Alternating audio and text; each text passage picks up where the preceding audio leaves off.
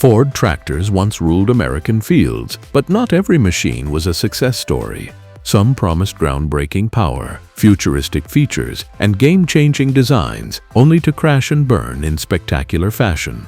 From the infamous Selecto Speed disaster to giant 4WD monsters that farmers simply didn't want, these are the 10 Ford tractors that should have ruled the market but flopped instead. And trust me, you'll want to see which one almost destroyed Ford's tractor reputation forever. Number 1. Ford 6000s. When Ford unveiled the Model 6000 in 1961, it was supposed to be the bold new flagship that would show the company's engineering muscle. Sleek, modern, and packed with features unheard of on most row crop tractors of the day, the 6000 looked like it was destined to dominate. It boasted a 6-cylinder engine, a futuristic 10-speed Selecto Speed powershift transmission, 3 separate hydraulic pumps for steering, PTO and hitch, as well as comfortable operator ergonomics. Farmers who saw it for the first time were impressed by its futuristic styling and the promise that this would be the machine to rival John Deere and International Harvester in the high horsepower market. But the promise quickly turned into a nightmare. The Selecto Speed transmission, though innovative, was rushed into production and plagued with breakdowns. Hydraulics leaked, engines overheated, and rear ends wore out far too quickly. Within just 2 years, Ford was forced into a massive recall to rebuild nearly every tractor they had sold. The company tried to rebrand the machine as the Commander 6000, even repainting it from its original reddish color to Ford's new blue and gray scheme, but the damage was done. The 6000 became infamous as one of Ford's biggest tractor failures. It should have been a machine that ruled the large farm market, but its poor reliability and tarnished reputation caused it to flop so badly that Ford spent the rest of the decade trying to win back the trust of American farmers. Number 2. Ford 1000 series. When Ford introduced the 1000 series compact tractors in the early 1970s, the company was trying to catch a wave that was already forming in both the United States and abroad. The rising demand for smaller, more versatile machines that could handle light-duty farm and property maintenance work. This was a time when American agriculture was going through significant change. While the large, row crop operations of the Midwest still dominated the headlines, there was also a growing number of hobby farmers, orchard owners, vineyard operators, and small acreage landowners who needed something different than the massive 80-120 horsepower tractors that were becoming standard on large farms. Ford saw this as an opportunity to expand beyond their traditional utility and row crop models and move into the compact tractor space. The Ford 1000 series was born out of this ambition. Built by Shibora in Japan and sold under the Ford nameplate, these tractors were light, stylish for their time, and came with features that, at least on paper, made them appealing for small-scale operations. The lineup included models such as the Ford 1000 and 1300, which ranged from about 12 horsepower on the smallest units up to around 25 horsepower on the largest. They offered compact frames, hydrostatic transmissions on some models, and diesel engines that were efficient and relatively simple to maintain. For homeowners or hobby farmers who just needed to mow a pasture, till a garden, or haul small loads, these machines seemed like they could be a perfect fit. However, what Ford failed to anticipate was how different the American tractor market was from Japan or Europe, where these machines were more successful. In the United States, even small farms typically demanded more horsepower and more pulling power than the 1000 series could deliver. When American farmers compared a 12 to 25 horsepower Ford compact tractor to the rugged 2000 or 3000 series models they were already familiar with, the 1000 series looked more like toys than tools. A tractor that maxed out at 25 horsepower could not realistically plow a decent-sized field, pull hay equipment, or run larger implements. For chores that required real muscle, the 1000 series was simply out of its depth. Another problem was competition. Around the same time, Japanese companies like Kubota and Yanmar were entering the US market directly, and they offered compact tractors that were not only similar in size and power, but also better marketed for homeowners and hobby farmers.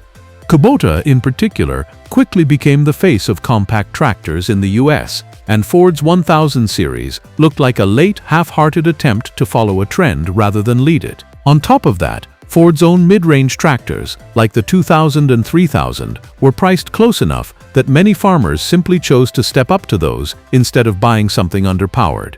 As a result, the 1000 series struggled to gain traction.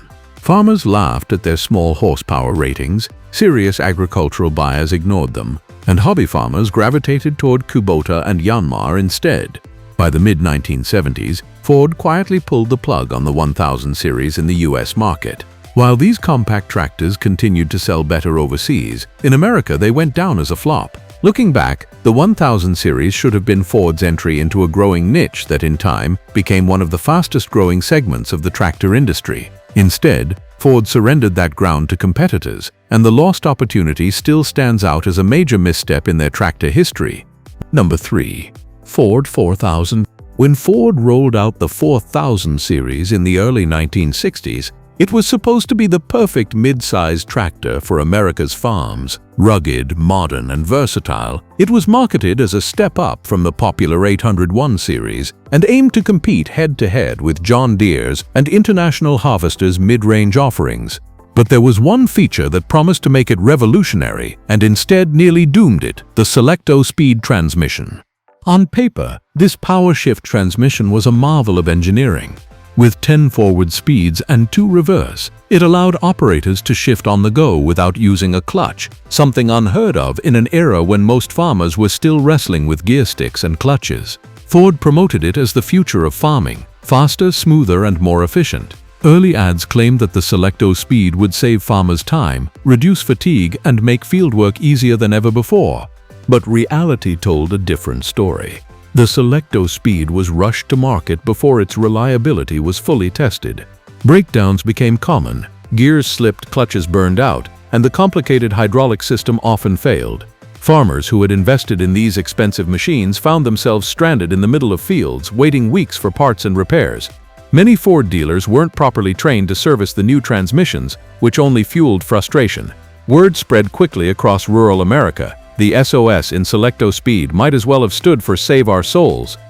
The 4000 with a Selecto Speed transmission became a tractor farmers didn't trust.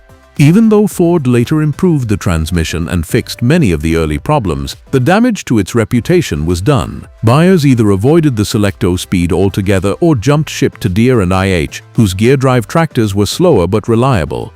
In hindsight, the 4000 should have been a workhorse that dominated the mid-size utility market. It had the right horsepower, good ergonomics, and plenty of features that could have made it a bestseller. But the Selecto Speed debacle turned what should have been a golden opportunity into one of Ford's most notorious failures. Today, collectors still talk about how this tractor could have been great if only Ford hadn't pushed that transmission too far too fast. Number 4. Ford 2910. If the 2310 was too small, Ford hoped the 2910 would strike a better balance. Released in 1983, the 2910 offered around 40 horsepower, came with both two-wheel drive and four-wheel drive options, and featured improvements like synchro-shift transmissions and foldable rollover protection. It was supposed to be a versatile compact utility tractor that could serve small farms, landscapers, and orchard owners. The tractor had a solid build and some handy features, but it never really caught on. For many buyers, it sat in an awkward middle ground, too expensive and overbuilt for lawn and garden work, yet underpowered and too small for serious farm chores. Buyers either went cheaper and smaller or invested in a mid-size utility tractor with more muscle. As a result, the 2910's sales numbers were never impressive, and by 1989 Ford discontinued it. It should have been the tractor to dominate the small utility market, but its lack of a clear audience meant it quietly faded into obscurity. Number 5. Ford 1310. During the same era, Ford brought over several other compact tractors from Shibora, including the 1310. With just 19 horsepower from a 3-cylinder diesel, this tractor was aimed squarely at small farms and hobby farmers who needed a step up from lawn tractors, but not a full-size machine. On paper, the 1310 seemed promising. It had reliable four-wheel drive, decent hydraulics, and was marketed as affordable and fuel-efficient. Unfortunately, American buyers weren't convinced. The 1310 was caught in the same trap as many of Ford's imported compacts. It didn't have the raw strength US farmers wanted, and the market was already crowded with Japanese competitors like Kubota and Yanmar, who were better at promoting their small tractors. Parts and dealer support were also spotty, leading to poor resale value. By the mid-1980s, the 1310 was discontinued, and Ford's attempt to build a strong compact tractor identity was once again undermined. Number 6. Ford TW30. By the late 1970s, the horsepower race in farming was in full swing, and Ford introduced the TW30 to join the fray. With 175 horsepower from a turbocharged six-cylinder diesel engine, heavy-duty hydraulics, and a roomy cab, the TW30 looked ready to compete with the biggest machines from John Deere, Case, and International Harvester. Ford heavily promoted it as a modern super tractor, capable of handling the largest implements with ease. Yet, timing is everything in farming, and the TW30's timing was terrible. The 1980s farm crisis, fueled by high interest rates and falling crop prices, meant few farmers were in the market for expensive new high-horsepower tractors. Those who were had long-standing loyalty to other brands. On top of that, Ford dealers were less experienced at selling and supporting such massive machines. The TW30 ended up selling in small numbers before being replaced by the TW35, and eventually the line disappeared. It should have been Ford's chance to dominate the big tractor segment, but instead it became another costly disappointment. Number 7. Ford 7000. By the early 1970s, the horsepower race in American farming was heating up fast. John Deere had the 4020, International Harvester was rolling out powerful mid-range machines like the 966, and farmers everywhere were beginning to expect more horsepower as standard. Ford, which had always done well in the utility and mid-sized tractor market, suddenly found itself at risk of falling behind. Their popular Ford 5000 was a reliable workhorse, but at just over 70 horsepower, it wasn't enough to compete with the new turbocharged offerings from Deere and IH. Ford's solution seemed simple. Take the proven 5000 platform, add a turbocharger, and create a new mid-horsepower machine that could finally put Ford on equal footing with its biggest rivals. That idea gave birth to the Ford 7000 in 1971. On paper, it was exactly what farmers wanted. The turbocharged four-cylinder diesel engine delivered about 94 horsepower, giving it nearly 20 more horses than the standard 5000. It was compact, relatively lightweight compared to larger tractors, and still maneuverable enough to work on medium-sized farms. Ford promoted it as the ideal blend of muscle and versatility, powerful enough to pull bigger implements but small enough to handle chores that larger tractors struggled with. For farmers who wanted to step up without buying a massive machine, the 7000 looked like the perfect solution. In theory, this tractor should have been Ford's ticket to a bigger share of the mid-horsepower market. It had competitive specs, modern styling, and a well-known brand behind it. But instead of being remembered as a breakthrough, the 7000 became one of those what-could-have-been stories. Farmers who bought them either traded them off quickly or learned to live with the maintenance headaches. Over time, the model was quietly overshadowed by Ford's later offerings, and it never built the legacy of its competitors. Looking back, the Ford 7000 stands as a reminder that simply adding horsepower isn't enough if the engineering underneath isn't ready for the extra load. It should have been the tractor that put Ford shoulder to shoulder with John Deere and International in the turbocharged era. Instead, it went down as another misstep, a machine that looked like a contender but flopped when it mattered most. Number 8. Ford 8600. The Ford 8600 was launched in 1973 as a big step up in power for Ford's utility line. Rated at about 110 horsepower, it came with Ford's dual-power transmission, a comfortable cab, and modern styling. Farmers were excited to see Ford competing more aggressively in the 100 horsepower class, and on paper the 8600 looked like it could hold its own. Unfortunately, the tractor developed a reputation for engine troubles, particularly coolant cavitation and piston wear, if antifreeze wasn't carefully maintained.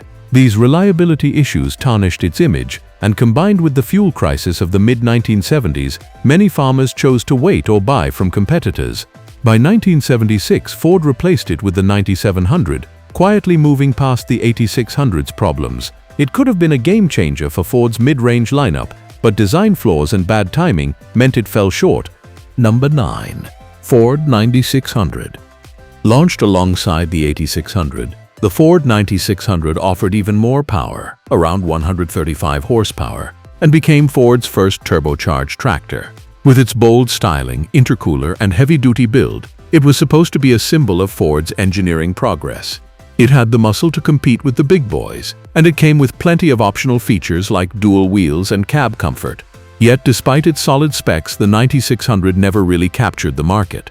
Farmers were cautious about investing in a new Ford turbo tractor when John Deere and International had more proven models in the same range. The economic slowdown of the mid-1970s didn't help either. While the 9600 was a decent machine mechanically, it never sold in large numbers, and Ford soon moved on to the 9700. It should have established Ford as a serious player in the high-horsepower turbo market, but instead it ended up being more of a footnote.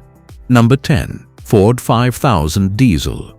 Before all these big swings, Ford made a smaller but still costly mistake with the first 5000 diesel introduced in 1962.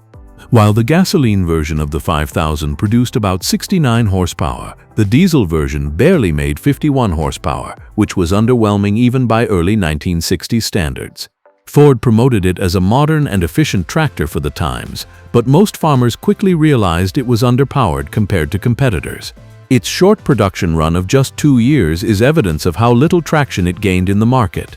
By 1965, Ford had replaced it with stronger models, but the early 5000 diesel remains an example of how the company sometimes misjudged what farmers really needed.